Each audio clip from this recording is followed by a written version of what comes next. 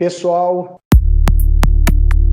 mais um BlueFarm Entrevista aqui iniciando esse quadro que é um quadro onde nós temos a satisfação de trazer pessoas inspiradoras, pessoas trabalhadoras, pessoas que realizam.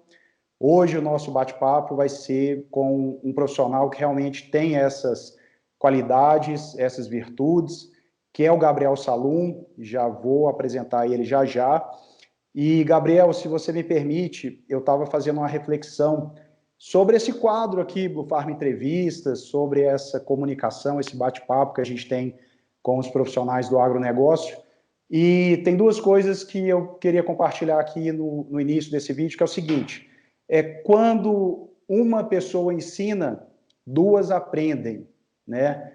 Essa é uma frase conhecida, e no caso aqui desse quadro, quando uma pessoa ensina, que no caso nós vamos estar aprendendo aqui com você e com todas as pessoas que já nós tivemos a satisfação de receber, todos que estão assistindo aprendem.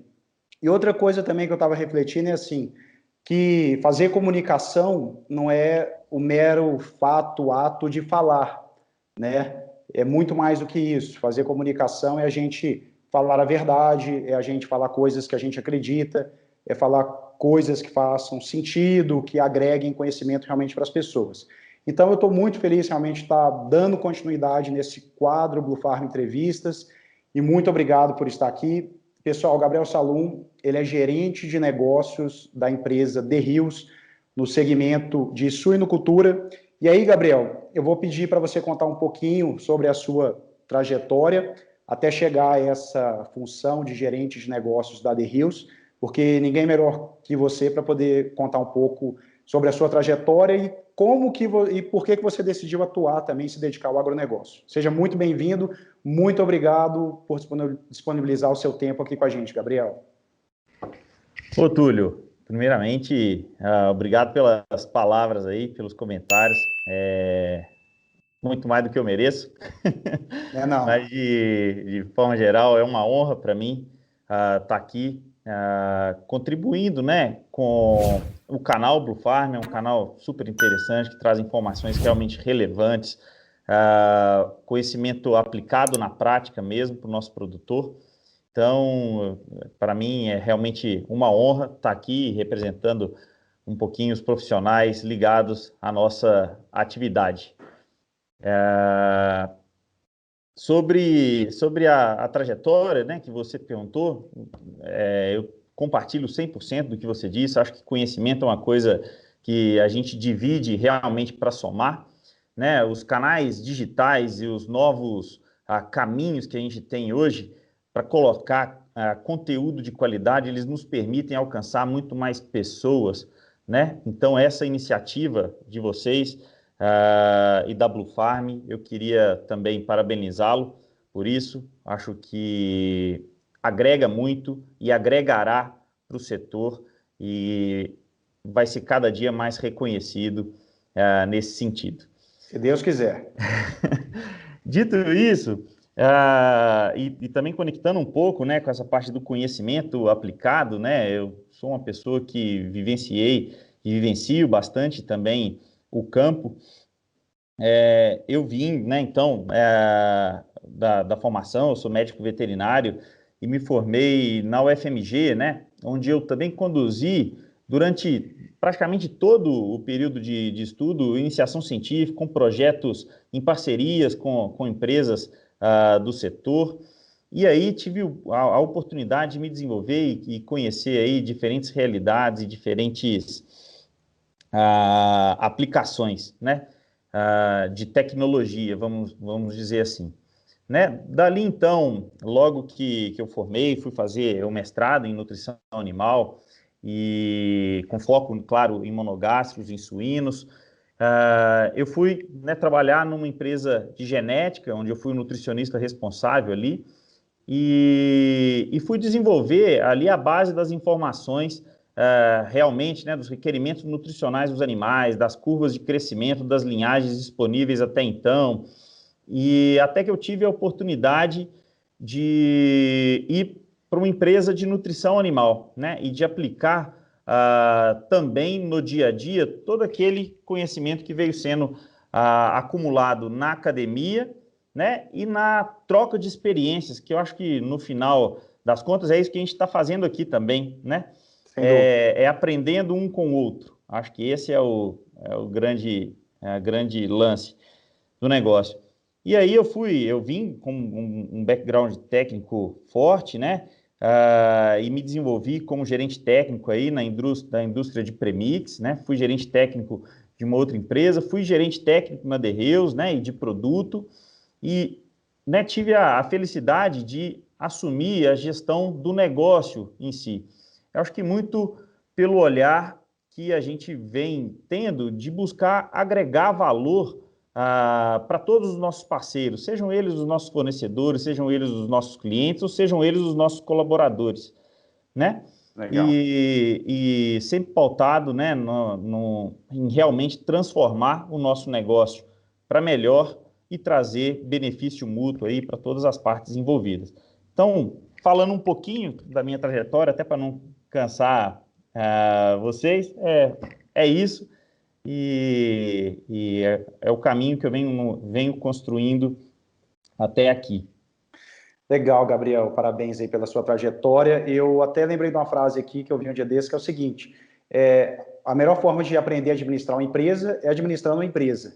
Então, o que você falou aí de exatamente você ter trabalhado com genética, depois o mestrado, então a união realmente de todas essas experiências práticas, técnicas, teóricas, vivenciadas em diferentes tamanhos, né, de propriedades e negócios, que realmente te habilitou, né, na prática, junto com a teoria, a fazer e entregar o que você faz hoje. E aí, Gabriel, o que a gente quer, né? Que eu acredito que nós que estamos no agronegócio, a gente quer que o produtor rural seja um produtor rural vencedor. E a gente sabe que ninguém é campeão sozinho. Todo mundo precisa de uma equipe, né? Para realmente conseguir chegar lá. E a The Hills, eu conheço a The Hills há um tempo e não tem problema nenhum dizer aqui que a gente usa também, a gente é cliente da The Hills, como a gente é cliente de outras empresas também no segmento do agro, e a gente sente que a The Hills tem algo a mais no que diz respeito, por exemplo, a vocês realmente incentivarem o empreendedorismo, é uma coisa que está no DNA de vocês, a questão de vocês se preocuparem com essa questão de footprints, né, o responsible feeding, que é exatamente a gente fazer o uso consciente de antibióticos. Então, tudo isso que permeia exatamente mais do que o discurso trazendo para que o produtor rural seja vencedor. Porque você ser vencedor na atividade rural não é tão fácil assim.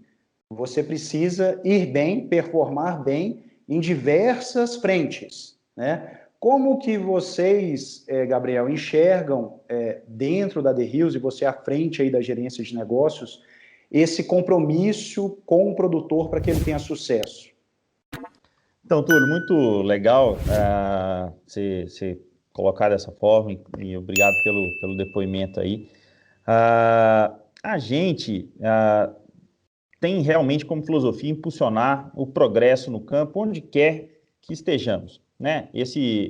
A gente vê bastante na nossa comunicação essa mensagem, mas isso não é simplesmente marketing, né? Quando a gente pega as nossas pessoas, quando elas estão no campo, elas estão ali para ajudar, né?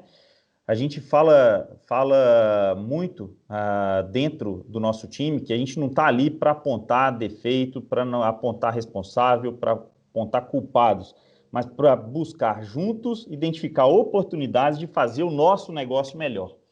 E é tão legal de ver, a gente tem um time que é extenso, né? São várias pessoas de diferentes habilidades, é um time bastante misto, e eles fazem reuniões, né, periódicas que chamam-se agentes da transformação. E é exatamente esse apetite de transformar, e não de forma unilateral, né? A The Hills, durante todo o meu trabalho de extensão no campo, bem como o time, ele nunca vai para fazer o trabalho numa direção só. É sempre a duas mãos, né, com o produtor. E aí é o que tem sido uma receita de sucesso, se a gente pode assim chamar, né? Porque a gente traz a visão da eficiência, claro, zootécnica, do ponto de vista, claro, de redução, a própria eficiência zootécnica traz redução de impacto ambiental, que é a questão do footprint que você trouxe, mas a gente fala muito também do resultado econômico, né? E simula vários cenários antes de tomar uma decisão, porque no final das contas, o nosso negócio ele é um sucesso, não é quando o animal cresce mais rápido, não é quando tem a melhor conversão alimentar, é quando o negócio do nosso cliente é mais próspero. Só assim o nosso negócio também o será. Então é assim que a gente enxerga e é assim que a gente conduz o nosso trabalho no campo. Gabriel, faz muito sentido duas coisas aí que você falou, que eu, só para complementar. Primeiro, assim, vocês chegam para dar um apoio, muito mais do que apontar, talvez, os erros, né? Porque quando você chega apontando erros, você já cria uma resistência, né? Quando você chega apoiando, entendendo que está dando certo e ajudando na construção realmente desse novo caminho, como você falou, em mais de uma frente, isso é muito importante. Outra coisa é assim, porque produtividade é muito importante. Quantidade pode ser que seja muito importante. Mas a gente diz que é totalmente possível você ter prejuízo tendo uma grande quantidade. É totalmente possível você ter prejuízo tendo uma alta produtividade. Mas quando você tem lucratividade, é impossível você estar tendo prejuízo e lucro ao mesmo tempo.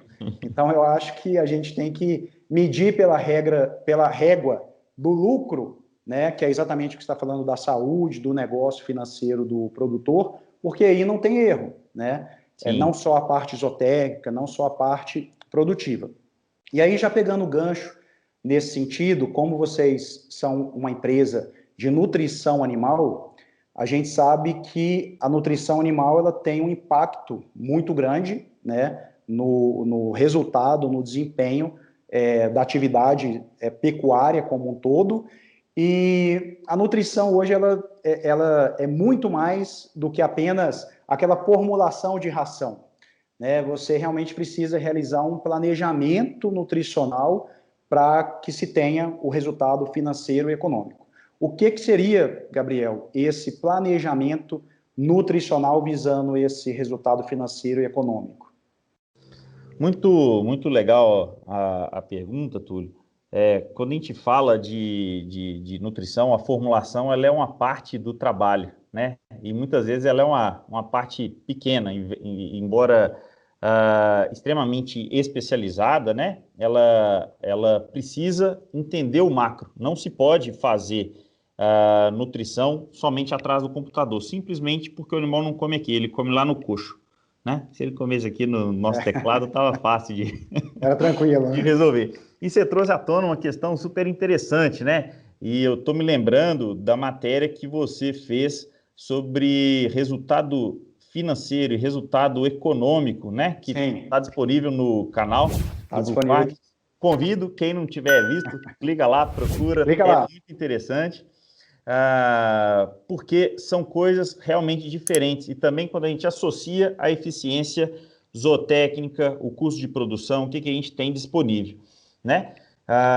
Então, essa visão macro ela é fundamental para que se determine um programa nutricional que seja eficiente para o negócio, né? E cada negócio é único, não existe uma receita que será aplicável a todas as granjas, né? Isso, por quê? Porque as condições de alojamento, as condições ambientais, as condições de sanidade, as matérias-primas disponíveis, os custos de oportunidade e as janelas de oportunidade que cada produtor tem ali na aquisição dos principais insumos, eles são diferentes, né? E a gente precisa combinar todos esses ingredientes dentro da nossa análise para determinar aqueles cenários possivelmente mais eficientes do ponto de vista de resultado zootécnico, mas também de resultado econômico e financeiro dentro do nosso sistema. Um exemplo muito simples, né, para não complicar muito, é assim, vale a pena, às vezes, ter um GPD menor ou uma conversão alimentar maior, dependendo do meu custo de oportunidade das matérias-primas? Se eu, de repente, não vou trabalhar com milho e soja, né, que é uma dieta padrão, toda a nossa nutrição de monogástrico no Brasil é baseada nisso, mas vai que eu tenho ingredientes alternativos, que eu tenho coprodutos, que eu tenho outras opções disponíveis naquele universo do mercado local que me rodeia e que eu tenho oportunidade de aplicar isso de forma eficiente à nutrição animal. Quais são as ferramentas disponíveis que a gente tem para simular? E aí é onde a gente tem que conhecer profundamente o alimento, e não é só fazer aquela análise bromatológica no laboratório para pegar esse resultado e colocar na gaveta. Como que eu pego tudo aquilo que eu descobri analisando os produtos, jogo isso dentro do meu programa de formulação, estabeleço equações de predição do valor nutricional daquele ingrediente que me permitam aplicá-lo de forma mais eficiente. Legal. Né? Isso não quer dizer,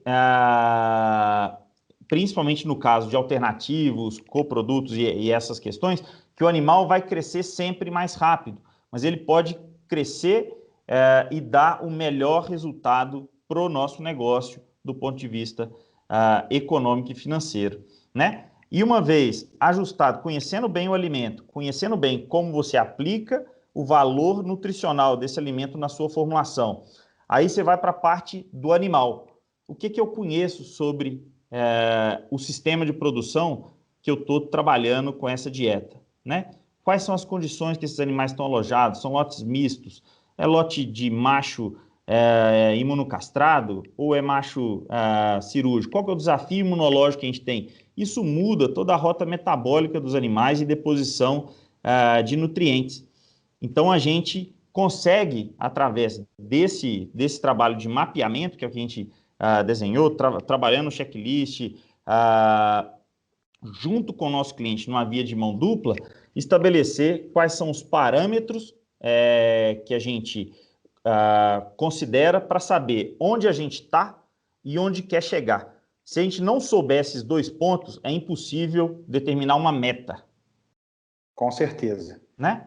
Legal, é uma coisa estratégica mesmo, né? Como chegar do ponto A ao B, né, da forma mais eficiente. Eu lembrei aqui de uma curva metabólica, de algo parecido com fisioquímica, que a gente vê na veterinária, alguma coisa assim, realmente, que você tem um ciclo, são ciclos, né? Você precisa entender a parte nutricional como um todo, como é que você vai ter essa nutrição do alimento, e depois você entender como que isso vai chegar no animal. Pelo que você me explicou, é isso. Você precisa exatamente considerar o produtor, as condições do produtor, depois, a partir disso, você entender o negócio, e aí sim você vai fazer a nutrição e depois acompanhar isso no animal. O que é muito interessante, porque não é apenas, como você disse, o animal que cresce mais rápido necessariamente. Pode ser que em uma situação, em uma realidade, isso faça sentido, né? Em outra realidade, nem sempre, talvez, ter um ganho mais rápido é a melhor opção para o negócio.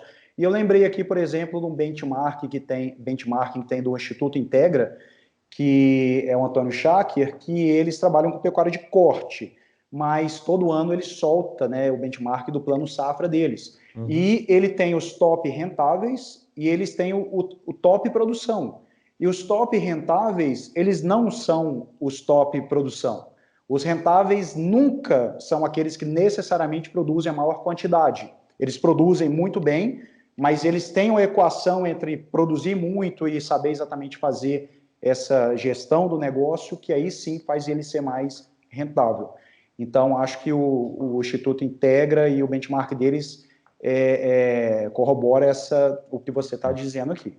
É muito legal esse exemplo aí. E a gente está acostumado a falar assim, não, né? A gente trabalha com biologia e biologia não é matemática. mas eu falo muito que, claro, biologia não é matemática, mas a nutrição também não é um tiro no escuro, né? Sim. Você tem como se pautar, né, nos parâmetros para delinear os melhores programas nutricionais para um determinado sistema. E quando a gente pega um pouquinho o gancho do que você falou aí sobre o Instituto Integra, claro que são atividades um pouco diferentes, quando a gente fala da pecuária de corte, quando a gente fala da suinocultura, da avicultura, que são atividades um pouco mais intensivas, né, do ponto de vista de produção. É difícil desatrelar o resultado também econômico-financeiro à alta produtividade. Então, assim, Sim. a produtividade é realmente muito importante. Então, quando a gente vê os benchmarks da própria Melhores da Sinocultura que existiu aí recentemente, claro, a gente precisa ali ser bastante crítico, bastante questionador de entender o quanto daquilo é o mais rentável ou não é, mas é difícil a gente ver o pessoal que está lá na rabeira também ser o mais rentável, Sem né? dúvidas. Acho que são Sem atividades dúvidas. é uma atividade muito intensa e que necessariamente anda atrelada à produtividade. A gente precisa entender qual é o ponto ideal, qual é Isso. o máximo valor que se pode beneficiar desse animal. E aí, nesse assunto, é possível você traçar várias análises, sempre considerando o ganho marginal em função de um determinado investimento. Como a gente trabalha muito a questão da nutrição, e a nutrição é o maior custo, né? Se a gente falar o custo global de produção, a gente Sim. sempre faz as nossas análises com a margem sobre o custo alimentar, né? Então, Legal. Boa margem. dentro daquilo que você está investindo, quanto que aquele animal está respondendo àquilo que você desenhou no início e qual é o retorno monetário que esse animal está trazendo para cá. Por exemplo, para fazer isso, a gente utiliza na Derreus algumas ferramentas, né? Por exemplo, para juntar todas aquelas peças que a gente falou no início lá, a gente tem a própria modelagem, que é um sistema que a gente chama de GPS, que é um sistema de predição de crescimento, e que a gente conecta todos os fatores possíveis de serem mapeados. Dentro daquilo, a gente traça qual seria o crescimento esperado daquele animal, qual seria o consumo esperado daquele animal e como seria a curva de deposição de carne, né? Falando simples assim, de Sim. carne, para que a gente trace os níveis da dieta. Porque a gente fala assim, a gente não fornece porcentagem de lisina, a gente não fornece porcentagem de fósforo ou energia.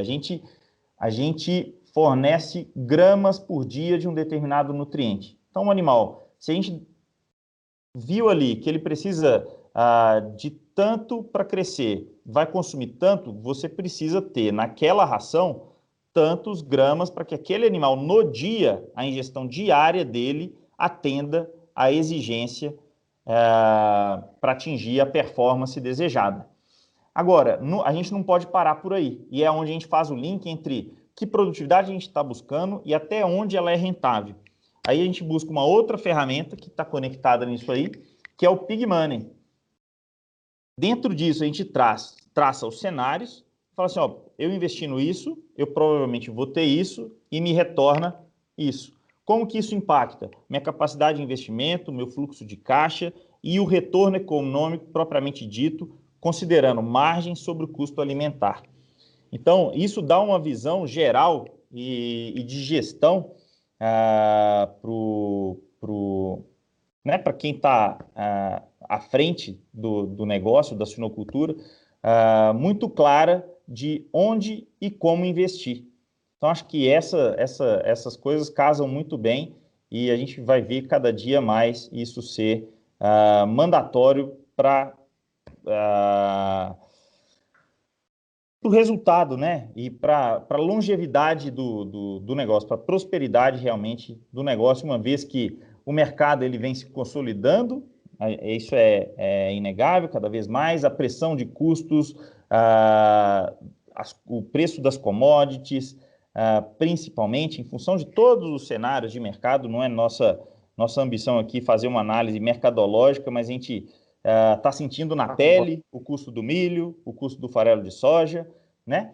Então, esse tipo de análise vai ser cada dia mais importante, porque hoje, sim, a gente está num momento da suinocultura e do preço recebido, né, pelo quilo do suíno muito interessante, mas é muito importante a gente nunca perder de vista esse tipo de análise, mesmo nos tempos de fartura, de azul.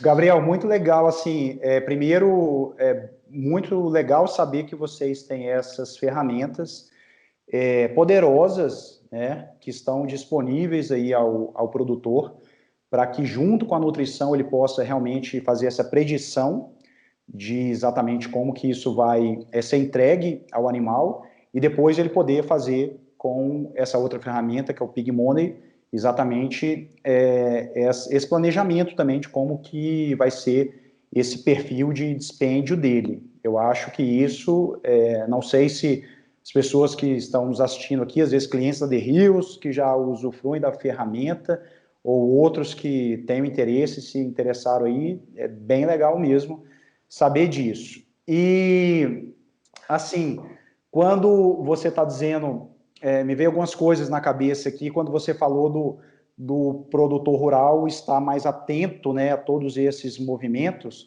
Até fiz um vídeo essa semana falando assim que o produtor rural não pode ser um administrador de arruelas, né? A gente não pode ficar ligado em administrar aquelas coisas muito pequenas, porque exatamente quando você está muito ligado a isso, você perde o tempo de estar olhando a estratégia e todo esse movimento do ciclo de produção que ocorre nas coisas que realmente têm impacto, né, e que realmente importam. Então, muitas vezes o produtor deixa de olhar a estratégia, deixa de olhar exatamente isso para estar muito preocupado com algumas coisas que ele não deveria estar olhando, né? Então, essas ferramentas exatamente de predição, de planejamento, etc., isso o produtor tem que estar com ela muito sólida, muito próxima, né, utilizando ali para poder tomar suas decisões. Sem dúvida. Se você me permitir fazer um comentário, eu acho que você está coberto de razão quando você fala assim, olha, a gente tem que ter o produtor, o empresário, né, na estratégia realmente do negócio e na gestão, dando norte para aquilo. Não quer dizer... Mas é muito importante uma equipe, um time forte. Então, delegar, mostrar para aquelas pessoas, né? A gente fala muito do empoderamento, né? E da responsabilização daquilo que elas fazem, para que a gente tenha à frente da gestão dos detalhes, porque muitas coisas da alta produtividade se faz com atenção em alguns detalhes, né? Que a cabeça de quem está na estratégia não precisa estar nisso, mas a gente precisa ter um time forte, lideranças fortes que também estejam atentas a isso lá no ambiente de dentro da granja, vamos falar assim. Precisa, total, Gabriel. E eu não quero aqui, pelo contrário, eu sou uma pessoa que valorizo na mesma proporção o estratégico e o operacional. E eu estou lá realmente na ponta, no operacional, fazendo e acompanhando. Só para não parecer que o canal aí, o cara de escritório que fica falando de estratégia, de tática, de gestão, etc. Não, eu acho que realmente o empresário ele tem que conhecer todas as pontas do seu negócio. Ele tem que saber o que está acontecendo, sem dúvidas nenhuma. Isso é muito importante. E aí você falou de pessoas, né? Que tudo isso que a gente está falando, nutrição, genética, tudo passa por pessoas. E aí, você é um líder, né, de pessoas dentro da sua equipe, dos seus clientes, que você realmente lidera. Como é que é a missão, Gabriel, de inspirar e liderar uma equipe? Qual que é a responsabilidade aí dessa missão de inspirar as pessoas? Olha, é um grande desafio e eu acho que é todo dia acordar e buscar dar o seu melhor, entender quais são as dores de cada um e tentar criar condições para que eles consigam realmente realizar o que buscam, o que precisam e o que tem como ambição pessoal e profissional. Eu acho que é isso que mantém, que me mantém vivo, né? Eu falo muito para eles que o meu papel como gestor não é dar a oportunidade a eles, mas criar um ambiente favorável para que eles criem as próprias oportunidades e sejam os drivers das suas carreiras, né? Que sejam os verdadeiros drivers disso aí. Então, Condutores. né? Os verdadeiros condutores, né? Os verdadeiros condutores, estava buscando a palavra.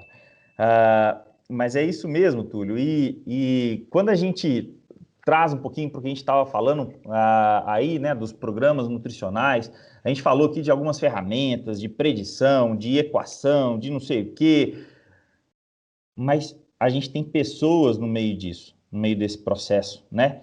E o acompanhamento diário daquilo que a gente projeta para aquilo que a gente está realizando, para que a gente faça, né, as correções de rota que sempre serão necessárias, a gente vai precisar dessas pessoas, né? Então isso para mim é muito claro e é por isso que a gente fala do trabalho a quatro mãos, né? Do nosso time que está lá no campo, também buscando se inspirar e inspirar pessoas a darem todos os dias o seu melhor. Acho Muito que legal.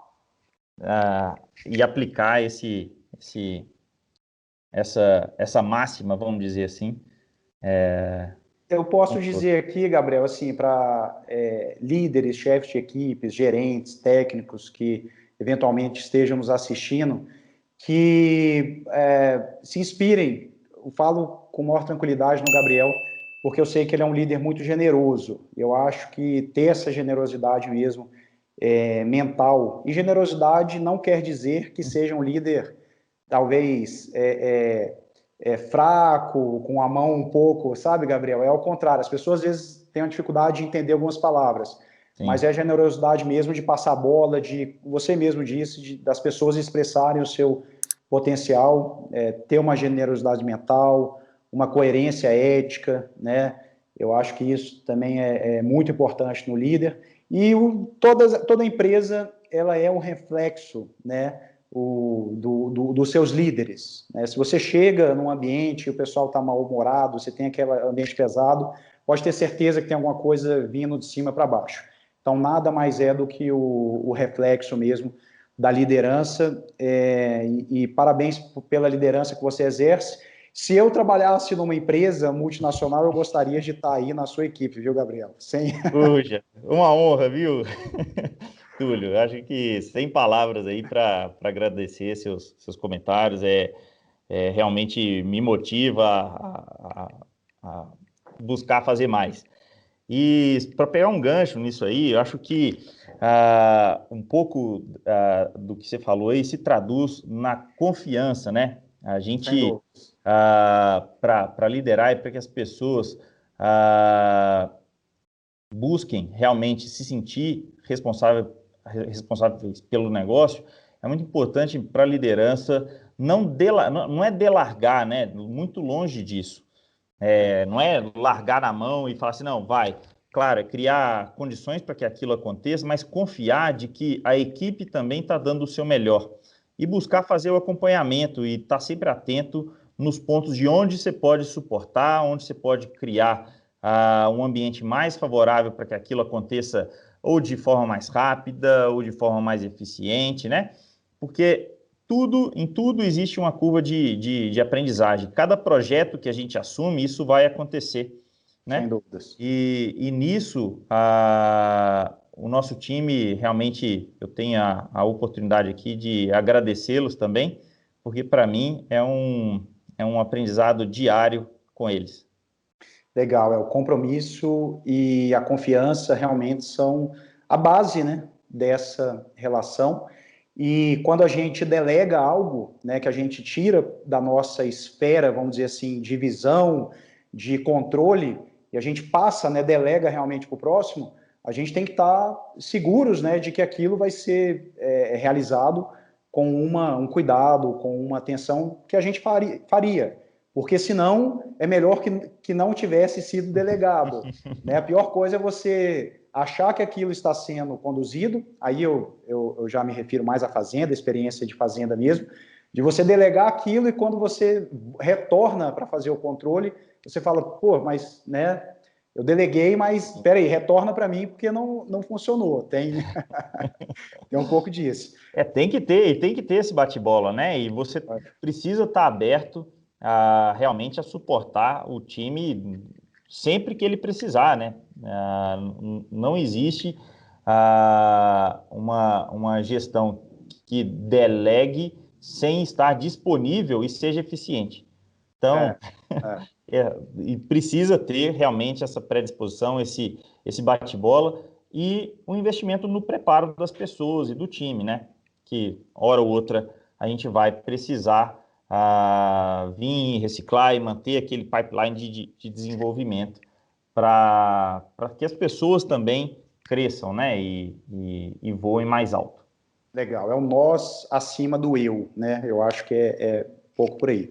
Gabriel, tem uma pergunta que a gente faz aqui sempre que a gente entrevista profissionais da suinocultura, ligados ao segmento de suinocultura, que é o que significa suinocultura na sua vida, e eu não poderia deixar de fazer essa pergunta para você. E eu vou complementar um pouquinho, se você acredita no Brasil.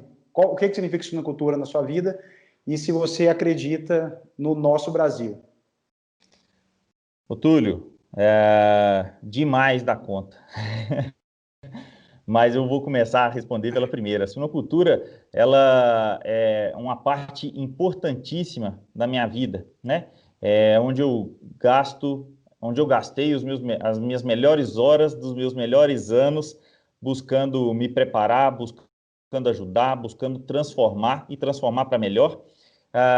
Se você perguntar se a gente acerta sempre, é claro que não, né? A gente tropeça, levanta junto e continua melhorando a cada dia junto com os nossos parceiros, sejam eles fornecedores, sejam eles nosso time, sejam eles nossos clientes.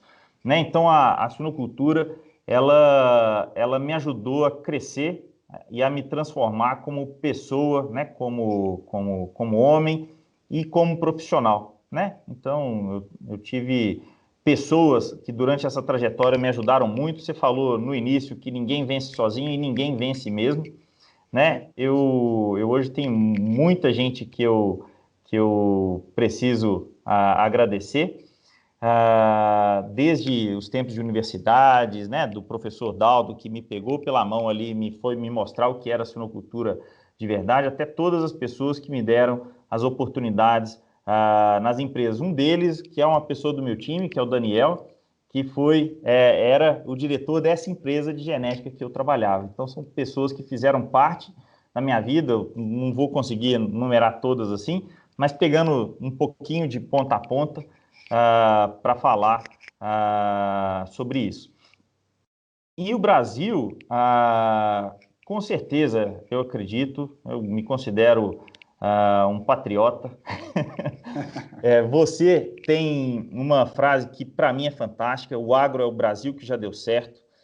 Quando a gente olha todas as tendências, né, de crescimento demográfico, de crescimento de demanda, e de potenciais fornecedores de alimentos para o mundo, né, o Brasil, sem dúvida nenhuma, ele está muito na dianteira e é um orgulho, né, falar que a gente está envolvido numa atividade que alimenta com qualidade, com segurança as pessoas. Acho que a gente tem, como qualquer país, algumas questões a serem resolvidas, né, que muitas vezes a gente se envergonha, muitas vezes a gente foca na parte negativa e reverbera isso muito mais do que todas as virtudes que nós temos, do quão criativo e trabalhadores nós somos enquanto povo, né? E o quão prósperos nós somos enquanto produtores de alimentos. Então, o Brasil, ele já deu certo. E o que precisa é seguir o exemplo do agro. É isso aí. E nós estamos prontos, né, Gabriel? Assim, nós realmente, o mundo precisa desse estoque, né, de alimentos mundial, desse produtor de alimentos, e nós não estamos nos preparando agora. A gente já vem se preparando desde 1970. Então, o Brasil está pronto realmente para poder assumir esse papel, que já é nosso, e eu acho que cada vez mais. Eu só não quero deixar aqui de agradecer a todos os mentores que estiveram presentes aí na vida, não só do Gabriel, mas todas as pessoas que a gente conversa aqui. A importância de você ter essas pessoas que realmente ajudam na construção e na continuidade dos profissionais do agro como um todo. Você citou aqui alguns professores, amigos, né, de empresas. Eu também tenho a minha família como grandes inspiradores e vários colegas também, veterinários, professores. Então, eu queria deixar aqui também essa lembrança aqui da importância realmente da gente passar isso à frente, né? Porque todos fomos ajudados e a importância da gente ajudar também quem está vindo aí. E aí, para finalizar, Gabriel, já te agradecendo pelo seu tempo aí, pelo todo o seu conhecimento, por estar aqui com a gente. Eu queria, para finalizar, a nossa pergunta aqui é qual que é a missão do Gabriel e da The Hills, do Departamento de Suinocultura, para os próximos anos? Qual que é a missão suas? O que vocês estão planejando aí de bom para esse segmento e para toda a agropecuária? A nossa missão é realmente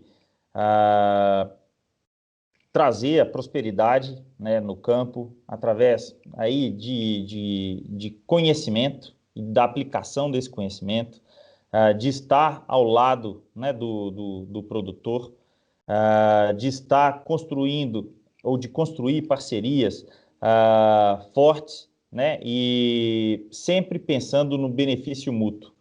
Eu acho que é isso que nos guia, né, enquanto negócio, e, claro, né, buscando cada vez mais explorar essa interação global que a gente tem de uma empresa centenária, buscando entender quais são os aprendizados fora, trocando essas experiências, para que a gente possa adaptar as condições locais, né, e nos ajudar a ir mais longe. Não nos ajudar enquanto The Hills, mas nós enquanto todo esse ecossistema ligado ao nosso negócio, que envolve clientes, fornecedores, colaboradores, sociedade. E a gente não pode deixar de mencionar aqui um anseio e uma tendência muito forte mundial, né, que é a parte da segurança alimentar, do olhar cada vez mais crítico do nosso consumidor, que busca entender cada vez mais o que está comendo e como isso é produzido, né? Essa é uma mensagem super importante. A gente está vendo as nossas exportações, elas explodirem, né? Baterem recorde. Esse ano, provavelmente, eu não me preocupo em dizer que nós passaremos 1 milhão de toneladas exportadas. Agora, todo esse contexto, ele demanda a gente repensar como está estruturado o nosso negócio, todo o fluxo de produção, como que a gente pode trabalhar cada vez mais o uso responsável dos antibióticos, cada vez mais a questão ambiental, reduzindo o footprint, que é o que você falou no início lá, e que guia um programa de longo prazo que nós temos aqui, que é o Responsible Feeding, né? Que é, de novo, um trabalho que a The Hills não vai fazer sozinha. Ela vai fazer a 4 mãos com o produtor e que, na minha opinião, sairá na vantagem quem vislumbrar isso antes e sair na frente. Com certeza. Gabriel, muito obrigado pela sua presença aqui conosco. Vou pedir para o pessoal aqui, quem esteve até aqui no final desse vídeo, não pode deixar de se inscrever em nosso canal, realizar a sua agroinscrição, deixa sua curtida, os seus comentários, a gente falou de diversos assuntos aqui, deixe seus comentários aqui nesse vídeo. Eu estou à disposição, o Gabriel com certeza está à disposição, nós vamos deixar aqui os links, os contatos. Gabriel, foi muito legal mesmo, muito legal, eu adorei o bate-papo, aprendi muito. E eu vou finalizar aqui com o nosso slogan, porque não poderia deixar de ser diferente, que é Blue Farm, o agronegócio do Brasil que já deu certo. E vamos juntos. Um abraço. Obrigado.